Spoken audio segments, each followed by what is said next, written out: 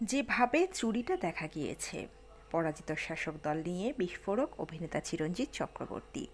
আর কি জানিয়েছেন অভিনেতা, সবিস্তারে থাকছেই প্রতিবেদনে। বন্ধুরা, চ্যানেলে নতুন হলে চ্যানেলটি সাবস্ক্রাইব করে রাখতে পারেন ও ভিডিওটি শেয়ার করতে পারেন। সময়টা তৈরি হয়ে গিয়েছিল, এটা আমি বুঝেছিলাম। তাই আমার মনে হয়েছে আমি রাজনীতিটাই ছেড়ে দেব। যেভাবে চুরি দেখা গিয়েছে, অভয়াকাণ্ডের কথা জানা গিয়েছে, এই যে 26,000 চাকরি গিয়েছে পরপর ঘটনা, নেত্রী যদি চাইতেন তাহলে হয়তো কিছুটা কভার করতে পারতেন, তাহলে এই ক্ষতিটা হতো না।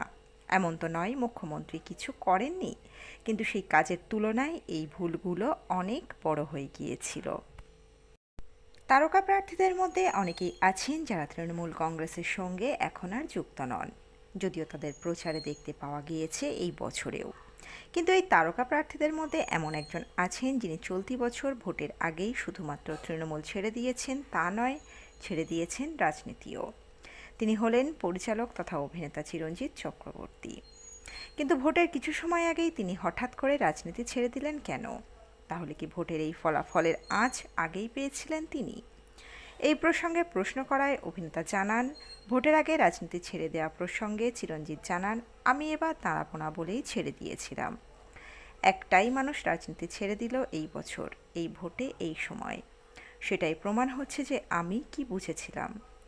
ঝড়টা হবে হয়তো ভাবিনি, কিন্তু আজ করেছিলাম। যা যা হয়েছে এত বছর ধরে, এর মধ্যে অনেক ভুল আছে যা আমার ভালো লাগেনি। অভিনেতা বলেন, সময়টা তৈরি হয়ে গিয়েছিল, এটা আমি বুঝেছিলাম। তাই আমার মনে হয়েছে আমি রাজনীতিটাই ছেড়ে দেব।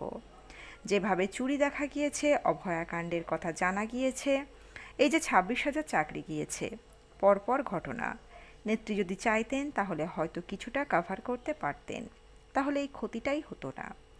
তিনি আরও বলেন, এমন তো নয় মুখ্যমন্ত্রী কিছু করেননি, উনি কাজও অনেক করেছেন, কিন্তু সেই কাজের তুলনায় এই ভুলগুলো অনেক বড় হয়ে গিয়েছিল, এটাই যা।